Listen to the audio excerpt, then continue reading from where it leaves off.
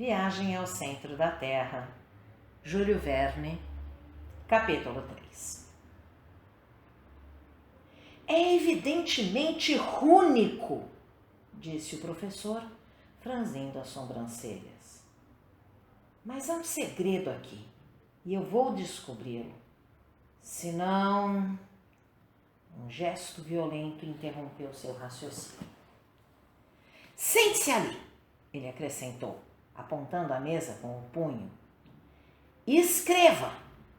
Em um instante, eu estava pronto. Agora eu ditarei para você as letras de nosso alfabeto que correspondem a cada uma dessas letras islandesas. Veremos o que acontece. Mas, por São Miguel, tome cuidado para não cometer erros. O ditado começou. Eu fiz o meu melhor. Uma a uma, as letras foram soletradas e resultaram na sequência ininteligível das seguintes palavras. M. Reynolds, Ezrael, Siged, Schätzes, Untayef, Niederk, Katsam, Atrets, Southern, Ematnel, Noaect, Reusa, Atvar, Nsre, Yekabas, Sistern, Seutu, Frantu, Diriak, Ozebo, Keri. Quando esse trabalho foi concluído, meu tio rapidamente pegou o papel em que eu estava escrevendo e o examinou com atenção por um longo tempo. O que isso significa? Ele repetia mecanicamente. Juro que não poderia explicar. De qualquer modo, ele não estava me questionando e continuou a falar consigo mesmo. Isso é o que chamamos de criptograma, ele disse, onde o significado está oculto sob letras intencionalmente embaralhadas, que na ordem correta resultariam em uma frase inteligível. Quando penso que pode haver aqui uma explicação ou pista para uma grande descoberta, ao meu ver, não havia nada. Mas é claro que tomei o cuidado de não revelar minha opinião. Então, o professor pegou o livro e o pergaminho, comparando-os. Esses dois escritos não são da mesma mão, disse ele. O criptograma é posterior ao livro e vejo aqui uma prova irrefutável. A primeira letra é um M duplo, letra que não poderia ser encontrada no livro de Turlson, pois foi adicionada ao alfabeto islandês no século XIV. Portanto, há pelo menos 200 anos entre o manuscrito e o documento. Admito que isso me pareceu bastante lógico. Portanto, sou levado a acreditar, continuou meu tio, que um dos proprietários deste livro escreveu essas letras misteriosas. Mas quem diabo era esse dono? Não teria colocado seu nome em algum lugar do manuscrito? Meu tio ergueu os óculos, pegou uma lupa potente e examinou cuidadosamente as primeiras páginas do livro. No verso da segunda, adiante rosto, ele descobriu uma espécie de borrão que parecia uma mancha de tinta. Mas olhando bem de perto, era possível distinguir algumas letras parcialmente apagadas. Meu tio percebeu ser um ponto interessante. Concentrou-se na mancha e, com a ajuda de sua grande lupa, acabou identificando os seguintes símbolos, letras rúnicas que ele leu sem hesitar. Arne Saknussen! Ele exclamou em tom de triunfo. Esse sim é um nome, e um nome islandês, ainda por cima, de um estudioso do século XVI, um famoso alquimista. Eu olhava para o meu tio com uma certa admiração. Aqueles alquimistas, ele começou. Avicena, Bacon, Lúlio, Paracelso eram os verdadeiros e únicos estudiosos de seu tempo. Eles fizeram descobertas que ainda nos surpreendem. Por que Saknussemm não ocultaria uma invenção surpreendente neste criptograma incompreensível? Só pode ser isso. É isso. A imaginação do professor inflamava-se com essa hipótese. Sem dúvida, atrevi-me a responder. Mas que interesse esse acadêmico teria em esconder uma descoberta maravilhosa dessa maneira? Por quê? Por quê? E eu sei? Galileu não fez o mesmo com Saturno? Além do mais, logo saberemos. Vou descobrir o segredo deste documento e não vou dormir ou comer até lá. Ah, pensei. Nem você, Axel, ele acrescentou. Diabo, eu disse a mim mesmo. Ainda bem que juntei por 2. Antes de mais nada, disse meu tio, precisamos descobrir a chave dessa cifra. Isso não deve ser muito difícil. Ao ouvir essas palavras, levantei rapidamente a cabeça. Meu tio continuou seu solilóquio. Nada mais fácil. Há 132 letras neste documento, 77 consoantes e 55 vogais. Ora, as palavras das línguas meridionais correspondem aproximadamente a essa proporção, enquanto as línguas do norte são infinitamente mais ricas em consoantes. Portanto, este deve ser um idioma do sul.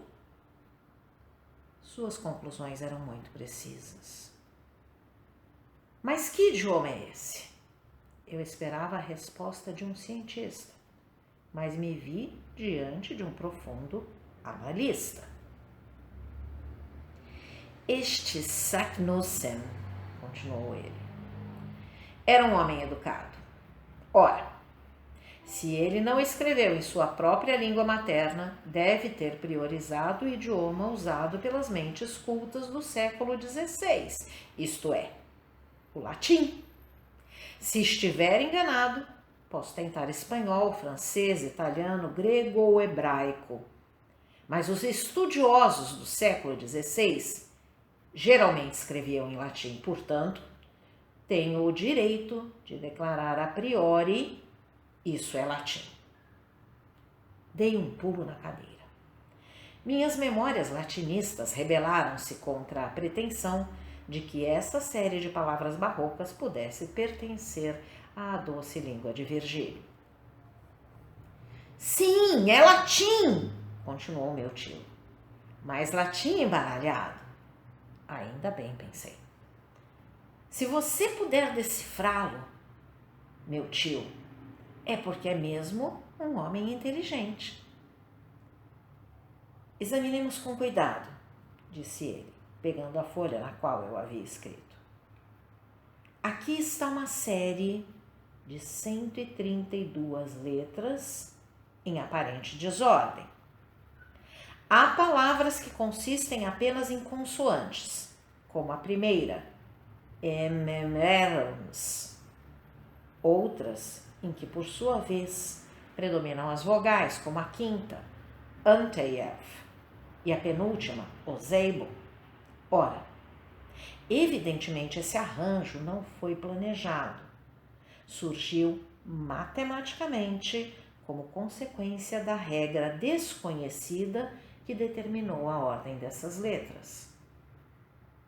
Parece-me claro que a frase original foi escrita normalmente e depois embaralhada de acordo com uma regra que temos que descobrir.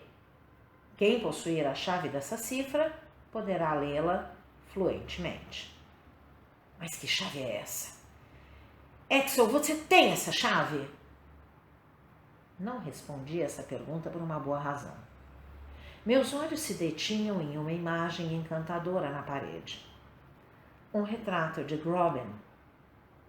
A pupila de meu tio encontrava-se então em Altona, na casa de parentes, e sua ausência me deixava muito triste, porque posso agora confessar, a linda irlandesa e o sobrinho do professor se amavam com toda a paciência e tranquilidade alemãs. Ficamos noivos sem o conhecimento do meu tio, que era geólogo demais para entender tais sentimentos. Groban era uma loira encantadora, de olhos azuis, temperamento um tanto grave e caráter um tanto sério, mas nem por isso me amava menos. Quanto a mim, eu a adorava, se é que existe tal verbo na língua tedesca. Assim, a imagem da minha linda garota Verland instantaneamente me tirou do mundo das realidades e lançou ao das quimeras e lembranças. Revia a fiel companheira de meus trabalhos e lazeres. Todo dia ela me ajudava a colocar as pedras preciosas do meu tio em ordem e as rotulava comigo. A senhorita Groban era uma mineralogista muito talentosa. Ela poderia ensinar algumas coisas a um acadêmico. Ela gostava de investigar questões científicas obscuras. Quantas horas doces passamos estudando juntos. E quanta inveja senti daquelas pedras insensíveis que ela segurava com suas mãos encantadoras. Então, quando chegavam as nossas horas de lazer, costumávamos sair juntos. Andávamos pelas alamedas do Ulster e subíamos juntos até o velho moinho de vento alcatralado que parecia tão bonito à beira do lago. No caminho, conversávamos de mãos dadas. Eu dizia coisas que a faziam rir com gosto. Chegávamos às margens do Elba e depois de nos despedirmos dos cisnes que nadavam entre os grandes nenúfares brancos, voltávamos ao cais pelo barco a vapor. Estava nesse ponto do meu devaneio quando meu tio, batendo com o punho na mesa, me trouxe violentamente de volta à realidade. Vejamos, disse ele. Creio que a primeira ideia que vem à mente para embaralhar as letras de uma frase é escrever as palavras verticalmente em vez de horizontalmente. De fato, pensei. Agora precisamos saber qual seria o resultado.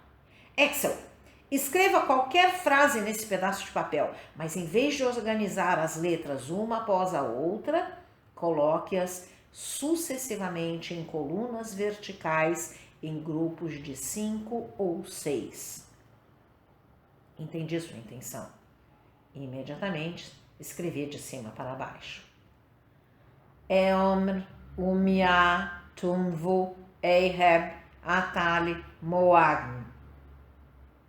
Muito bem, disse o professor sem ter lido. Agora escreva essas palavras de forma horizontal. Eu obedeci, obtendo a seguinte frase. Comer, Umia, Tunvu, Ahab, Atal, Moagn. Perfeito, disse meu tio, arrancando o papel das minhas mãos. Já se assemelha ao documento antigo.